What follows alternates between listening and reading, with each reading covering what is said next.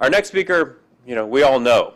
We all know as the founder of one of the most important and critical companies that has graced our economy. And that's Steve Case, the founder of AOL. He's also now the chairman and CEO of Revolution. But over the last year, I've gotten to know Steve as a fearless advocate for the right thing. And yes, selfishly, the right thing is immigration reform. But before we got to know him on immigration reform, I followed Steve from afar as he was doing work on the Jobs Act, and just got to know, his philosophy of making sure that our economy is moving forward and that all people are treated justly and fairly. And Steve has just been an incredible friend and ally of the organization, I think all of our work. And it's just a great, great honor to have Steve here to introduce our keynote speaker. Thank you, Steve. Good morning, and thank you, Ali, who's sort of become the Muhammad Ali of immigration reform, fighting the battle and being quick on his feet and wise, recognizing these.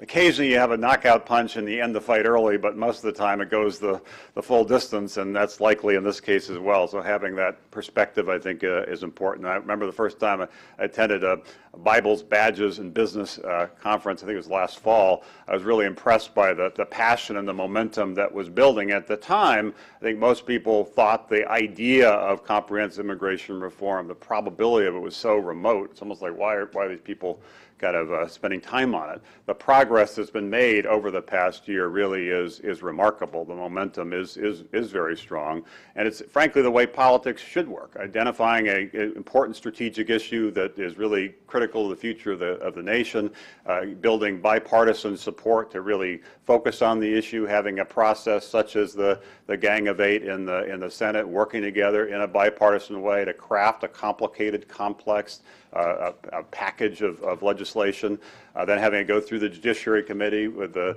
leadership of Senator Leahy, where 300 amendments were considered, 100 of them were adopted, so it was a thoughtful and inclusive process. The White House and the President, even yesterday, kind of shining a spotlight on the issue, but also being wise enough to stand aside and let the folks in Congress work on the details of the legislation.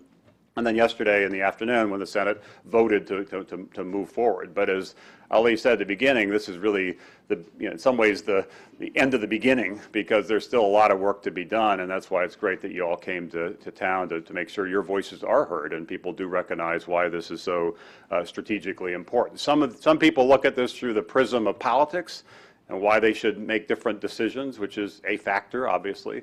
Some people look at it through the prism of morality and sort of why we should bring people out of the shadows and make them part of our society, make them part of our economy. Some people look at it through the prism of security. How do we make sure we have a safe and secure nation? And some people look at it through the prism of economics.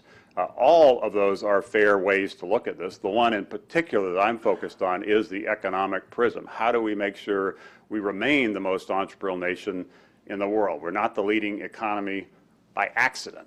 It was the work of entrepreneurs who created not just companies, but entire industries that powered America into its leadership position. That's why we're the leader of the free world. That's because we have this strong economy. But we're at risk if we don't continue to make investments in entrepreneurship, encourage startups, and particularly win what is now a global battle for talent. We've got to make sure the best and brightest come here, not just to get educations, but stay here to start companies or join companies here. Our immigration policy as it relates to talent would be comparable to if we recruited people from, say, China to come attend our Naval Academy, taught them our naval strategy, and then kicked them out, forcing them to go back to China to join the Chinese Navy. Nobody would think that makes sense, but that's essentially what we're doing when we bring people over here, give them great education, PhDs and masters and so forth, and then all too often, kind of kick them out. So that is only one component of this broader debate, but it is an important component if we're going to remain the most entrepreneurial nation. We're going to continue to have a robust economy. If we want to get job creation going and get unemployment down, the place to focus is on startups. The Kauffman Foundation research says that 40 million jobs have been created over the last 3 decades by young, high-growth startups. So we want to start boosting, job creation, the place to focus startups. We want to get our economic growth rate up from 2% to something more like 3 or 4%. The place to focus is on startups, and the link between immigrants and startups is undeniable. About half of the successful technology companies were started by immigrants. Over 40% of our Fortune 500 companies, some of our greatest kind of companies, the pride of the nation, were started by either immigrants or children of immigrants. So this really, while important to understand politically, while important to understand morally, while important to understand from a security standpoint, it's also important to understand it from an economic vantage point. I think that it's a message as you talk to people that you should carry, in addition to, obviously, as Ali said, your own particular story. So I think we have made good progress. I think it's going to be a long, hot summer. I've lived in Washington now for 30 years, and the summers get a little bit hot and humid, sometimes a little bit steamy outside. Well, they're going to be kind of hot inside as well, as people work, hopefully in a collaborative way, to try to craft get this to the finish line.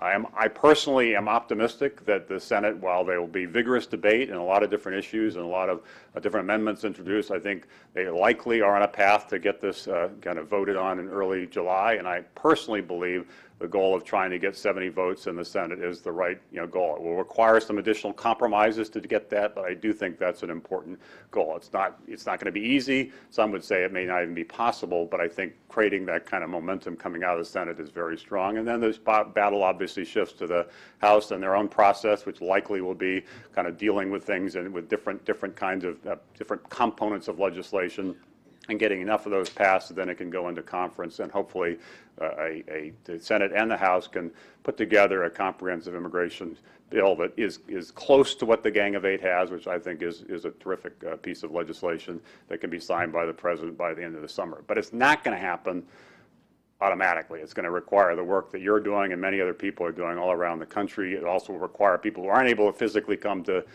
D.C. to make sure their voices are heard. That's why things like the March for Innovation, other ways to kind of get people mobilized all around the country are very important. So this really is the beginning of what's going to be a challenging process, but I'm confident that we can get this done. I don't think there has been a better moment to get it done in the past decade. I don't believe there will be another better moment in the next decade. So this is the summer to get this done. And one person who's going to be helpful in getting this done, indeed, I think essential to getting this done, is who I'm now going to introduce, which is Governor Haley Barbour, who I've known for over 20 years. He has been a leader in the D.C. world for a long period of time, and he obviously is a strongly partisan Republican. He even shared the Republican Party. What I love about him, and so many respect about him, is he's a pragmatic politician who just focuses on trying to get stuff done. And while he comes in with a particular bias, as everybody does, he's trying to figure out how to get to a yes and get people working together in a collaborative way. And we need more of that here in Washington. And he also demonstrated to all of us all around the country what a great leader he is, particularly after Katrina, where that whole region of the country, when he was governor of Mississippi, was really under siege. And it was interesting. My wife at the time was chairing a council on service and civic participation for President Bush, and she went down post-Katrina and said it was startling to see what happened when you left Louisiana and drove across the border into Mississippi. It was like two different worlds. And the reason Mississippi was so much stronger and the recovery was so much faster was for one reason only, which is the leadership of Haley Barbour. And that kind of leadership is what we need of all our elected officials, and having him play such an active role on immigration, including with the bipartisan policy center, is really terrific. So please join me in welcoming a friend of all of us who care about immigration, Governor Haley Barbour.